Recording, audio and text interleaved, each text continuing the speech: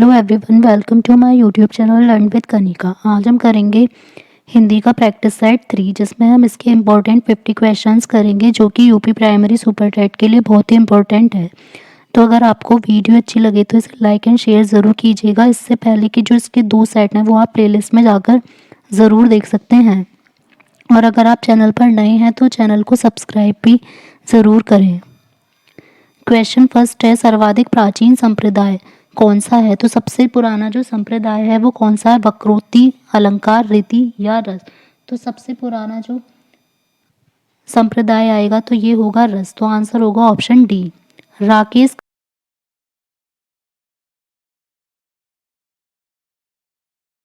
राकेश का संधि विच्छेद है। तो राकेश का जब संधि विच्छेद करेंगे तो यहाँ पर हमारा आंसर होगा राग प्लस ईश। तो ए प्लस ई मिलके ए बन रहा है, तो हमारा यहाँ पर हो जाएगी, ये कौन सी संधि हो जाएगी? गुण संधि। तो अगर संधि पूछी जाएगी तो गुण होगी और इसका संधि विच्छेद होगा राग प्लस ईश।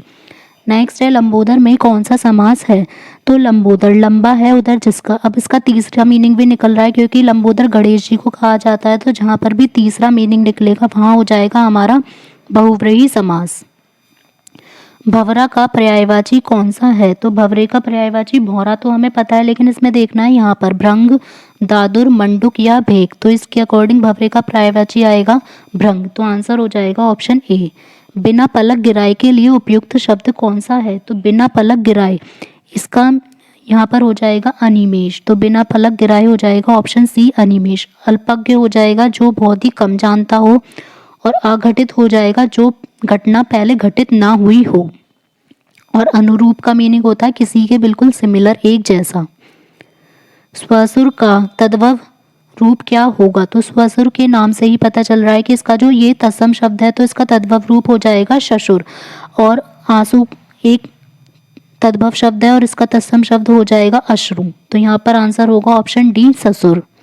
कदम का तत्सम रूप क्या है? तो कदम यहाँ पर तद्भव शब्द दे रखा है, इसका जो तत्सम रूप है ये हो जाएगा कदम्ब।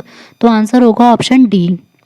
निम्नलिखित में से मात्रिक छंद कौन सा है? जिस एक तो वार्णिक छंद होता है और एक मात्रिक छंद, तो जिसमें मात्राएं गिनी जाती हैं। तो सवैया, मालिनी, इंद्रवजा, दोहा। तो इनमें से मात्रिक छंद है दोहा, सवैया, मालिनी और इंद्रवजा, ये तीनों है वार्णिक छंद। निम्नलिखित गद्यांश को ध्यानपूर्वक पढ़िए और इसके अकॉर्डिंग इसमें आंसर देने हैं। तो यहाँ पर इस पहले क्वेश्चन में पूछा है कि इस गद्यांश का शीर्षक, तो इसका मतलब हमें ये पैसेज पहले पढ़ना होगा। कुसंग का ज्वर सबसे भयानक होता है। कुसंग मतलब यहाँ पर आएगा बुरी संगति। यह केवल नीति और सद्बुद्धि का ही नाश नहीं करता बल्कि बुद्धि का भी क्षय कर देता है। किसी युवा पुरुष की संगति यदि बुरी होगी तो वह उसके पैरों में बंधी चक्की के समान होगी और उसे दिन रात अवनति के गड्ढे में गिराती जाएगी। और यदि अच्छी होगी तो सहारा देने वाली बाहों के समान होगी, उसे निरंतर उन्नति की ओर उठाती जाएगी। तो यहाँ पर संगति के बारे में बात की गई है, अच्छी संगति और बुरी संगति। तो यहाँ पर पूछा गया है कि इस गद्यांश का शीर्षक क्या होगा? तो इस गद्यांश का शीर्षक होना चाहिए संगति, जिसमें दोनों ही आ रही हैं, अच्छी भी और बुरी भी। कुसंग का अर्थ क्या होगा? तो कुसंग का अर्थ होगा बुरी संगति, ऑप्शन डी। नेक्स्ट भी हमारा है कि गद्यांश को पढ़कर निम्नलिखित प्रश्नों में उचित विकल्प चुनिए। अब इसमें हम देखते हैं पहले फर्स्ट क्वेश्चन क्या है, विद्याभासी पुरुष के पास किसका वास रहता है? तो यहाँ पर दे रखा है फर्स्ट लाइन में ही, विद्याभ्यासी पुरुष को साथियों का अभाव कभी नहीं रहता। ये तो हो गया कि उनका अभाव कभी नहीं रहता, लेकिन क्वेश्चन में पूछा गया है कि किसका वास रहता है। उसकी कोठरी में सदा ऐसे लोगों का वास रहता है जो अमर हैं। वे उसके प्रति सहानुभूति प्रकट करने और उसे समझाने के लिए सदा प्रस्तुत रहते हैं। कवि, दार्शनिक और विद्वान जिन्होंने प्रकृति के रहस्यों का उद्घाटन किया है, और बड़े बड़े महात्मा जिन्होंने आत्मा के गूढ़ रहस्यों की था लगा ली है, सदा उसकी बात सुनने और उसकी शंकाओं का समाधान करने के लिए उद्यत रहते हैं। बिना किसी उद्देश्य के सरसरी तौर पर पुस्तकों के पन्ने उलटते जाना अध्ययन नहीं है। लिखी हुई बातों को विचारपूर्वक पूर्ण रूप से हृदय से ग्रहण करने का नाम अध्ययन है। इसीलिए प्रत्येक स्त्री पुरुष को अपने पढ़ने का उद्देश्य स्थिर कर लेना चाहिए। इसके लिए सबसे मुख्य बात यह है कि पढ़ना नियम पूर्वक हो। इसके लिए नित्य का समय उपयुक्त होता है। और ये अध्ययन जो है निबंध से लिया गया है, वो भी रामचंद्र शुक्ल के। तो इसमें है कि जो विद्याभासी पुरुष है उसके पास हमेशा किसका वास रहता है? पुस्तकों का। तो आंसर हो जाएगा ऑप्शन बी। नेक्स्ट है अध्ययन के लिए किस नियम का दृढ़ता से पालन होना चाहिए। तो ये अभी हमने पढ़ा था कि अध्ययन के लिए नित्य एक समय निश्चित किया जाना चाहिए। कौन सा शब्द प्रय उपसर्ग लगाकर नहीं बना हुआ है। प्रयुक्त, प्रश्न, प्रसिद्ध और प्रगति। तो उपसर्ग लगाने के हटाने के बाद भी वह एक शब्द बनना चाहिए, जैसे प्रय प्लस युक्त। तो इसमें युक्त अलग वर्ड हो जाएगा, प्रय अलग, तो इसमें उपसर्ग है। प्रय प्लस सिद्ध, तो ये भी हो जाएगा प्रय प्लस गति भी। लेकिन जो प्रश्न है, अगर हम प्रय को हटा देंगे तो सैन है, शन, कोई भी ऐसा शब्द नहीं है। तो आंसर होगा ऑप्शन सी, जिसमें प्रय उपसर्ग नहीं लगा है।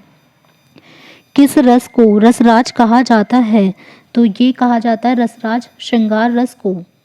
इसमें भी दो टाइप के श्रृंगार रस होते हैं, संयोग श्रृंगार रस और वियोग श्रृंगार रस। और इसका जो स्थायी भाव है वो क्या होगा, रति। द्वंद्व समास का इनमें से कौन सा उदाहरण है। छल कपट, विषधर, त्रिकोण और महापुरुष। तो जो हमारे योजक चिन्हों के द्वारा जुड़े हुए होते हैं, या हम और अत या लगाकर जोड़ देते हैं, वो होते हैं हमारे द्वंद्व समास। तो इसमें आएगा छल कपट, क्योंकि हमें यहाँ योजक चिन्ह दिख रहा है, तो ये हो जाएगा छल कपट द्वंद्व समास का। विषधर होगा जो विष को धारण करने वाला, तो शंकर जी को कहा जाता है, तो इसका तीसरा मीनिंग निकल रहा है, तो ये हो जाएगा बहुव्रीहि समास। और महापुरुष, जो पुरुष महान हो, लेकिन इसका कोई तीसरा मीनिंग नहीं है, क्योंकि महापुरुष तो कितने सारे हैं। तो यहाँ पर हो जाएगा हमारा कर्मधारय समास। त्रिकोण, इसमें गिनती आ गई 3 कोण, तो जहाँ पर गिनती होगी वो हो जाएगा हमारा द्विगु समास। किस युग्म में विलोम शब्द नहीं है। प्रवृत्ति, निर्वृत्ति, ये ठीक है। बहिरंग का तरंग, पदोन्नत का पदा वनत। लेकिन जो प्रत्यक्ष का है उसका अप्रत्यक्ष होता है, ना कि परवर्ती, तो ये विलोम शब्द नहीं है, ऑप्शन सी। रंगमंच पर पर्दे के पीछे का जो स्थान होता है उसको क्या कहा जाता है। पर्दे के पीछे का स्थान को कहा जाता है नेपथ्य। शुद्ध शब्द इनमें से कौन सा है।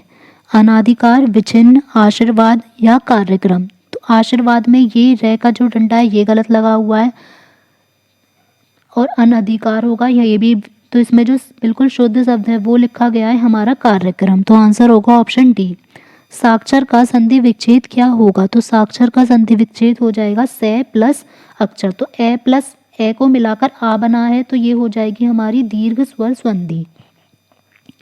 हिंदी में वचन कितने होते हैं। तो हिंदी में केवल 2 वचन होते हैं, एक वचन और बहुवचन। और संस्कृत में पूछा जाएगा तो 3 आएगा, एक वचन, द्विवचन और बहुवचन। भाववाचक संज्ञा के अंतर्गत क्या आता है। भाववाचक संज्ञा के अंतर्गत आएगा कोई भी भाव, जैसे फीलिंग वगैरह कुछ इस टाइप की। तो यहाँ पर पशु पक्षी जो हैं ये हमारे जातिवाचक में आते हैं। दिशाएं हमारी ये व्यक्तिवाचक में आ जाएंगी, जो फिक्स दिशाएं होंगी। और आभूषण द्रव्यवाचक में। लेकिन जो गुण दोष हैं वो किस में आते हैं, भाववाचक संज्ञा में, जैसे मिठास, बचपन, इस टाइप के वर्ड। तो आंसर होगा ऑप्शन बी। चणक का तद्भव क्या है। तो चणक एक तत्सम शब्द दिया गया है, तो जो इसका तद्भव होता है ये होगा चना। और खीर का होता है अगर तत्सम पूछा जाए तो क्षीर। वत्स शब्द कैसा है। जो वत्स शब्द है ये है एक तत्सम शब्द। तो आंसर होगा ऑप्शन ए। उपाध्यक्ष में कौन सा उपसर्ग लगा हुआ है। तो उपा प्लस अध्यक्ष। तो यहाँ पर हम इसको तोड़ सकते हैं, उपा प्लस अध्यक्ष, तो यहाँ पर उपसर्ग हो जाएगा उपा। निम्नलिखित में से कौन सा शब्द जातिवाचक संज्ञा नहीं है। तो इनमें से जो जातिवाचक संज्ञा नहीं है वो देखना है, जो एक जाति को डिनोट करता हो। बगुला, लड़का, डाकू, आनंद। तो जो आनंद है ये जातिवाचक नहीं है, ये किस टाइप की संज्ञा है, भाववाचक।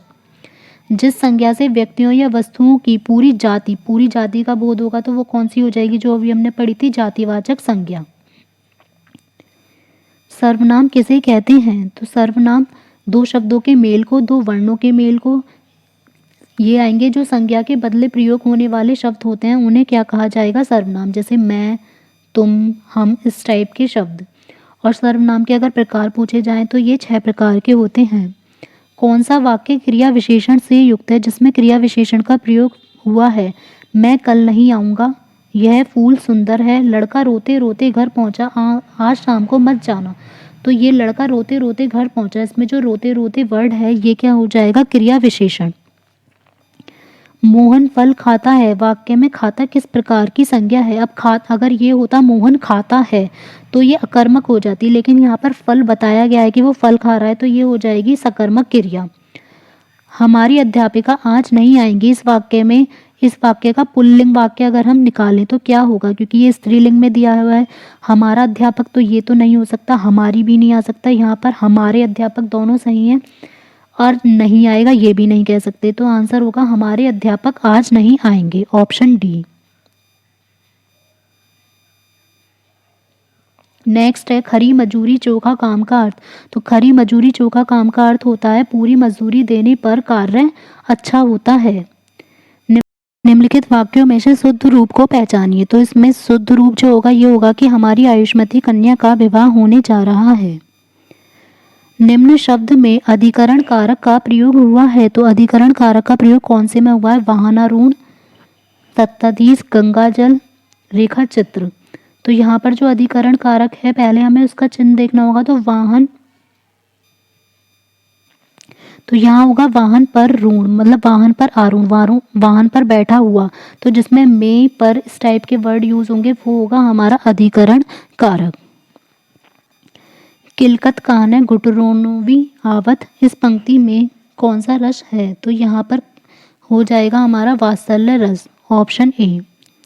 निम्नलिखित में से किसमें द्वंद्व समास नहीं है? द्वंद्व समास सुख दुख में भी है, पाप पुण्य में भी और रात दिन में भी, लेकिन जो मतदाता है इसमें कोई योजक चिन्ह का प्रयोग नहीं हुआ है। तो यहाँ पर हो जाएगा ऑप्शन डी, जिसमें द्वंद्व समास नहीं है। नीचे दिए गए गद्यांश को पढ़कर सबसे उचित विकल्प का चयन कीजिए। इसमें फर्स्ट क्वेश्चन हमें दिया गया है, लेखक के अनुसार हम किनके प्रति अन्याय करते हैं? जो कंजूस हैं, निम्न वर्ग के हैं, जोर से चीखते हैं, या जो राष्ट्र की सेवा नहीं करते हैं। तो इसमें राजनीतिक बहसों की गर्मी में हम जो भी कहें, अपने राष्ट्रीय अभिमान की अभिव्यक्ति में हम जितना भी जोर से चीखें, सक्रिय राष्ट्रीय सेवा के प्रति हम अत्यंत उदासीन रहते हैं, क्योंकि हमारा जो देश है वो प्रकाश से हीन है। मानव स्वभाव में निहित कंजूसी के कारण जिन्हें हमने नीच छोड़ रखा है उनके प्रति अन्याय से हम नहीं बच सकते। समय समय पर उनके नाम पर हम पैसा इकट्ठे करते हैं, लेकिन उनके हिस्से में शब्द ही आते हैं। पैसा तो अंततः हमारी पार्टी के ही लोगों के पास पहुंचता है। संक्षेप में, जिनके पास बुद्धि, शिक्षा, समृद्धि और सम्मान है, हमारे देश में उस अत्यंत छोटे हिस्से 5% आबादी के अन्य 95% के बीच की दूरी समुद्र से भी अधिक चौड़ी है। तो इसका मतलब है कि हम किनके प्रति अन्याय करते हैं? जो कि निम्न वर्ग के लोग हैं। तो आंसर होगा ऑप्शन बी। लेखक के अनुसार हम किनके नाम पर पैसा इकट्ठे करते हैं? तो ये करते हैं निम्न वर्ग के लोगों की भलाई के नाम पर, जो कि पैसा पार्टी के लोगों के पास जाता है, लेकिन उनके हिस्से में शब्द ही आते हैं। वाक्य में काला छपा शब्द किस अर्थ की ओर संकेत करता है? ये जो शब्द है इसका मीनिंग यहाँ पर क्या आएगा? तो ये होता है जो कभी ना पूरे होने वाले वादों की तरफ संकेत करता है। किस शब्द में स्वर रहित पंचम वर्ण के स्थान पर अनुस्वार का प्रयोग किया जा सकता है? कि जैसे ये होता है कि हम मैं और न की जगह पर अंकी बिंदी लगा देते हैं, अनुस्वार लगा देते हैं, तो किस शब्द में प्रयोग कर सकते हैं? तो यहाँ पर सम्मान भी बिल्कुल ऐसे ही लिख सकते हैं, उसमें अंकी बिंदी नहीं लगा सकते, ना ही अन्याय में ना अक्षुण्ण में, लेकिन जो अत्यंत है वो हम ऐसे भी लिखते हैं और अनुस्वार लगाकर भी लिखते हैं। तो आंसर होगा ऑप्शन बी। तयक्त शब्द का सही विलोम शब्द क्या है? तो तयक्त का हो जाएगा ग्रहित। जिसकी मतझट सोचने वाली हो, जिसकी जो बुद्धि है वो एक साथ तुरंत सोचने वाली हो, उसके लिए जो एक शब्द है वो क्या होगा? कुशार्ग बुद्धि। सत्य और अहिंसा का कैसा संबंध है? यहाँ पर ये ऑप्शन है, फर्स्ट में भीषण, सेकंड में विकट, सी में आएगा घनिष्ठ या निकट। तो सत्य और अहिंसा का कैसा संबंध है? घनिष्ठ। तो आंसर होगा ऑप्शन सी। उदय शंकर भट्ट हिंदी साहित्य के प्रमुख क्या हैं? तो उदय शंकर भट्ट जो है हिंदी साहित्य के वे प्रमुख निबंधकार हैं। निम्न में से सरल वाक्य कौन सा है? उसने कहा कि कार्यालय बंद हो गया, तो की आ रहा है, ये कौन सा हो जाएगा? मिश्र वाक्य। सुबह हुई और वह आ गया, तो और लग रहा है, यहाँ पर हो जाएगा संयुक्त वाक्य। राहुल धीरे धीरे लिखता है, ये हमारा सरल वाक्य होगा। जो बड़े हैं उन्हें सम्मान दो, ये होगा मिश्र वाक्य। तो यहाँ पर आंसर होगा ऑप्शन सी, राहुल धीरे धीरे लिखता है। तय वर्ग ले और से का उच्चारण स्थान कौन सा होता है? तो यहाँ पर जो तय वर्ग है उसका कौन सा उच्चारण स्थान आएगा? दंत उच्चारण स्थान। निम्नलिखित में से कौन सा शब्द विशेषण है? सुंदरता, कवि, विद्वान, भलाई। तो यहाँ पर विशेषण हो जाएगा सुंदरता। कवि और विद्वान ये तो हमारे संज्ञा हो जाएंगे और भलाई हो जाएगी भाववाचक संज्ञा। उन्मीलन का विलोम शब्द कौन सा होगा? उन्मीलन का विलोम शब्द होगा अनुमीलन। वस का तद्भव रूप होगा, वस का अभी हमने ये पूछा गया था कि वस कैसा शब्द है? तत्सम रूप। अब यहाँ पूछा गया इसका तद्भव रूप क्या होगा? बच। गेहूं शब्द का तत्सम रूप, गेहूं शब्द का तत्सम रूप होगा यहाँ पर गोधुम। तो आंसर हो जाएगा ऑप्शन ए। जिसका कोई उद्देश्य ना हो उस वाक्यांश के लिए एक शब्द, जिसका कोई उद्देश्य ना हो तो उसे बोलेंगे निरुद्देश्य। Option A. अगर आपको क्लास अच्छी लगी हो तो वीडियो को लाइक एंड शेयर ज़रूर करें और साथ ही चैनल पर अगर नए हैं तो चैनल को सब्सक्राइब करना ना भूलें। साथ ही आप बेल आइकन प्रेस कर सकते हैं ताकि आपको वीडियो का नोटिफिकेशन अपलोड होते ही मिल जाए। और कमेंट बॉक्स में ज़रूर शेयर करें कि आपको क्लास कैसी लगी और आपका स्कोर कैसा रहा। Thank you.